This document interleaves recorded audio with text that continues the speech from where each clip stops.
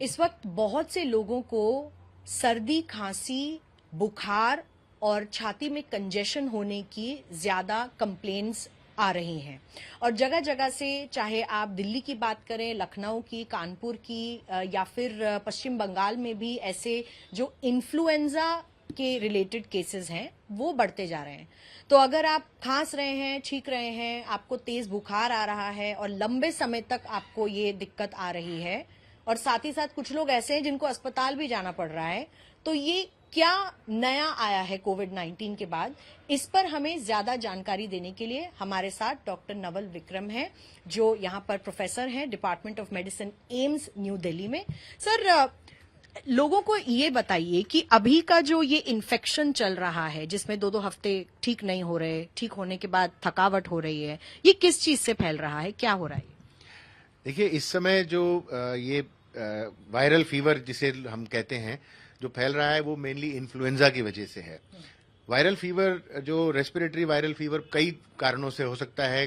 बीच में पैंडेमिक थी तो कोविड-19 था, उसके पहले से भी कई सारे इन्फ्लुएंजा है, पैरा इन्फ्लुएंजा है, और भी रेस्पिरेटरी वायरसेस होते हैं। कुछ कैरेक्टराइज्ड हैं, कुछ पता नहीं है, अभी तक कैरेक्टराइज नहीं हुए। सो इस समय जो ये सिम्टम्स देखे जा रहे हैं, उनका कारण जितनी इन्वेस्टिगेशंस हुई हैं सब जगह, उसमें लग रहा है कि ये इन्फ्लुएंजा की वजह से है। और इन्फ्लुएंजा की एक खास स्ट्रेन H3N2 वो इस समय ज्यादा सर्कुलेट हो रही है, जो ज्यादा देखी जा रही है। पहले भी हम एक बार एपिडेमिक कुछ साल पहले H1N1 से हुआ था, जो खूब फैला था, जिसे स्वाइन फ्लू भी कहते हैं। हाँ, वो काफी फैला था। और अब ये जो स्ट्रेन देखी जा रही है अक्सर H3N2 है, जो इन्फ्लुएंजा का ही एक प्रकार है, मगर ये है कि इस बार ये जो स्ट्रेन है, ये थोड़ा सा सीवियर डिसीज कर सकती है लोगों में H1N1 के मुकाबले। सर, कैसी सिम्टम्स देखी जा रही हैं इसमें? सर्दी, खांसी, जुकाम के अलावा आप क्या नोटिस कर रहे हैं पेशेंट्स में सिम्टम्स?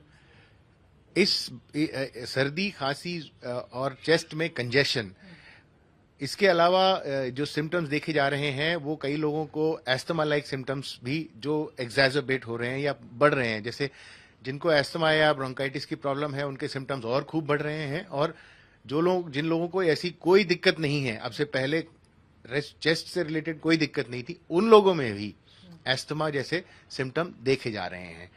और जो एक्सट्रीम एज है, जैसे बहुत ही छोटे, बहुत ही कम एज है, बहुत ही छोटे बच्चे हैं, 1 साल से कम या 6 महीने से कम देखा जाए, या बुजुर्ग लोग, तो इन लोगों में ये सीवियर डिसीज के रूप में देखा जा रहा है, या जिसमें उनको हॉस्पिटलाइजेशन की भी जरूरत पड़ रही है। और सर, क्योंकि कुछ लोग कह रहे हैं कि इसके जो लक्षण हैं वो बिल्कुल कोविड-19 से मिलते जुलते हैं, इसमें कितनी सच्चाई है? इसमें काफी हद तक ये मैं कहूंगा कि सिमिलर सा है कि कोविड-19 के जैसे ही इसके सिम्टम्स हैं। जैसे कोविड-19 के भी कोई खास अलग सिम्टम थे नहीं, उसके भी सिम्टम वायरल फीवर के ही तरह थे, मगर उसमें कुछ स्ट्रेन में बहुत ज्यादा सीवियरिटी ये थी कि लंग डैमेज जो था, और जो कई ब्लड क्लॉट्स और वो जो सारी चीजें हुई थी, वो इसके साथ अभी नहीं देखी जा रही हैं।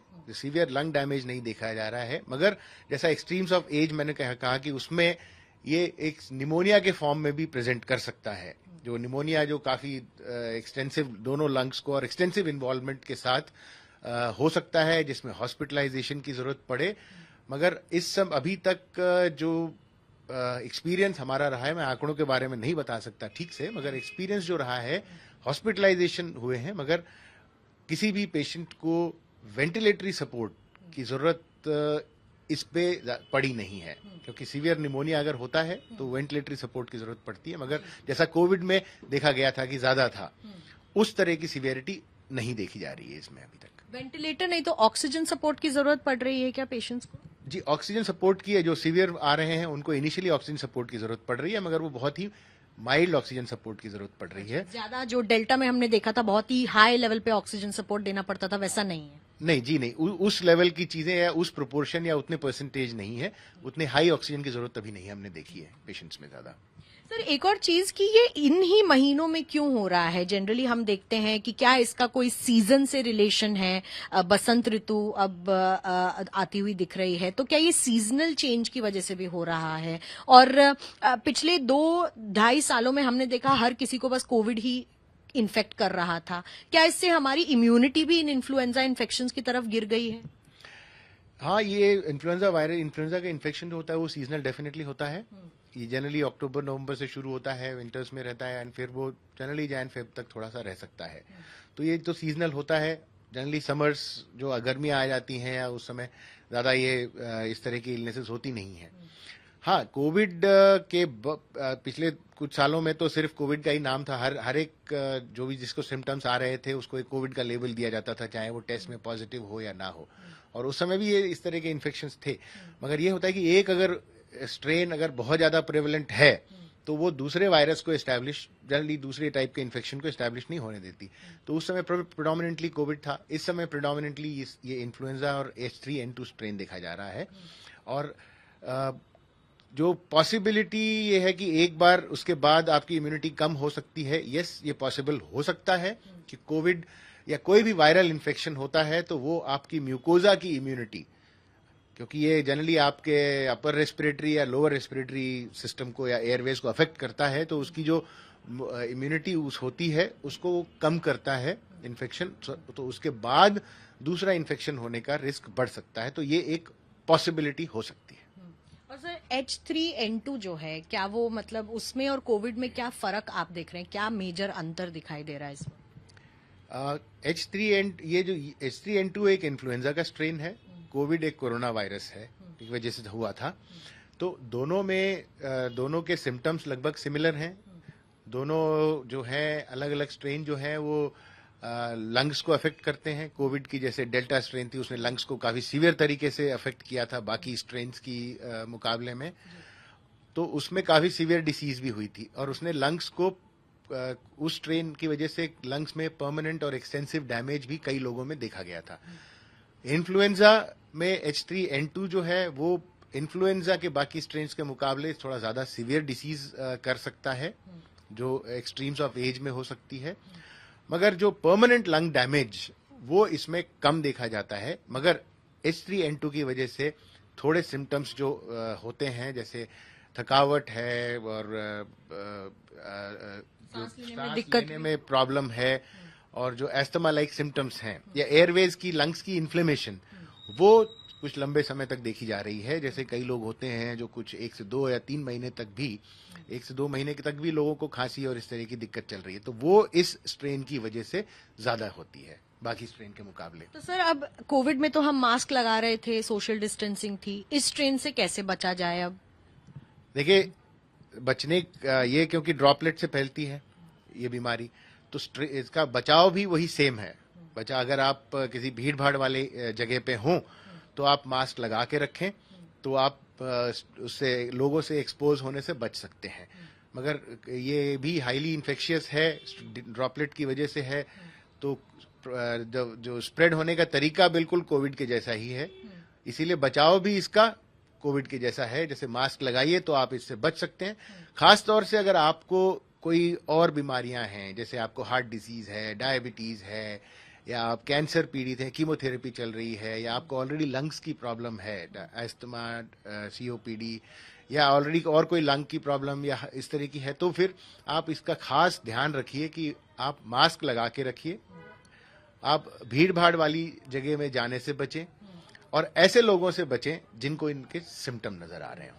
सर एक बहुत जो ज्यादा सवाल पूछा जा रहा है लोगों की तरफ से भी कि दवाइयां इसके लिए क्या डॉक्टर्स सजेस्ट कर रहे हैं, क्योंकि एंटीबायोटिक्स भी दी जा रही हैं, उसमें ऑगमेंटिन बहुत ज्यादा लोग खा रहे हैं, या तो डॉक्टर सजेस्ट कर रहे हैं, खुद खा रहे हैं।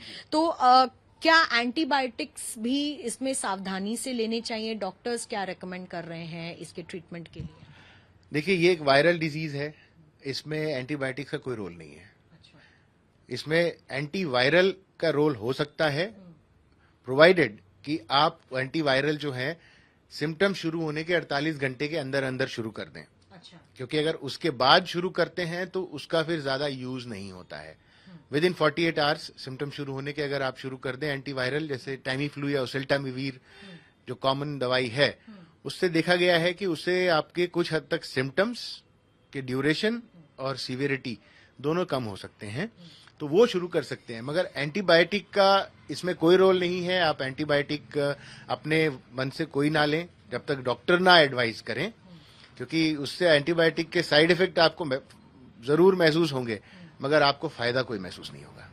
तो इसलिए सिम्टोमेटिक ट्रीटमेंट, आप कंजेशन के लिए ट्रीटमेंट है, आपका फीवर के लिए ट्रीटमेंट है, आपका जो सोर थ्रोट है उसके लिए सिम्टोमेटिक ट्रीटमेंट की जरूरत है, इसके एंटीबायोटिक्स की जरूरत नहीं है।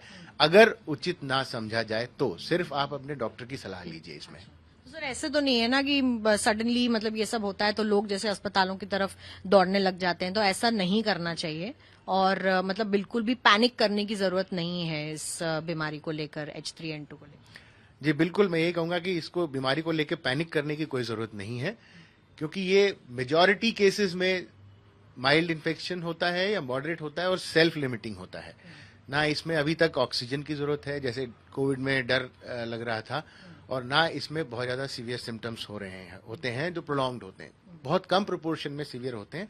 तो इसके लिए घबराने की जरूरत नहीं है। हाँ, आप अपने डॉक्टर से टेलीफोनिकली कंसल्ट कर सकते हैं और आप टेली कंसल्टेशन से भी काम चला सकते हैं। कोई जरूरी नहीं है हर एक को अस्पताल आने के लिए, क्योंकि अस्पताल भीड़ भाड़ वाली जगह है और आपको जो है सिम्टोमेटिक ट्रीटमेंट ही एडवाइस किया जाएगा, जो आप टेली कंसल्टेशन से भी फॉलो कर सकते हैं। तो एक आप भीड़ भाड़ वाली जगह में आप आएंगे, आपकी वजह से किसी और को भी, और जो सीरियस मरीज अस्पताल में उनको भी फैल सकता है, तो ये अवॉइड करिए। घबराने की इसमें कोई बात नहीं है। हाँ, अगर आपको सिम्टम्स ज्यादा महसूस हो रहे हैं, सांस में कोई दिक्कत हो रही है, तो बिल्कुल आप डॉक्टर के पास जाइए और सलाह लीजिए। अच्छा, तो एक आखिरी सवाल आपसे पूछूंगी। डॉक्टर तो रेकमेंड करते हैं रेस्ट, पर क्या लोगों को दफ्तर से छुट्टी लेनी चाहिए अगर इनको ये सारे लक्षण दिखाई दे रहे हैं तो? क्योंकि आप कह रहे हैं ड्रॉपलेट से स्प्रेड होता है। जी, अगर आपको सिम्टम्स हैं ज्यादा तो बेहतर होगा कि आप रेस्ट लीजिए, क्योंकि एक तो आपको खुद बॉडी को रेस्ट चाहिए, दूसरा ये है कि अगर आप रेस्ट नहीं ले सकते हैं, कंपल्शन है कि आपको जाना ही है काम पे, तो आप मास्क लगा के रखिए ताकि आपसे दूसरे को ना फैले। इस बात की प्रिकॉशन लीजिए। ये आखिरी बात जो बहुत अहम डॉक्टर साहब ने बताई है कि अगर आपको ये सब हो रहा है तो पहले तो आप रेस्ट लीजिए, अपने डॉक्टर्स की सलाह लीजिए और अननेसेसरी एंटीबायोटिक्स नहीं खाइए। और क्योंकि इस H3N2 स्ट्रेन को अब देखा गया है, जगह जगह ये स्प्रेड हो रहा है, लेकिन पैनिक करने की जरूरत नहीं है। इसमें जो डेथ या मौत होने के चांसेस बहुत ही फिलहाल कम है, नहीं दिखाई दे रहे हैं। लेकिन हाँ, अब ये फैल रहा है, सीजनल भी दिखाई दे रहा है, तो इसके लिए जो प्रिकॉशंस लेने की जरूरत है वो आपको भी लेनी चाहिए। पवन कुमार के साथ मिलन शर्मा, आज तक।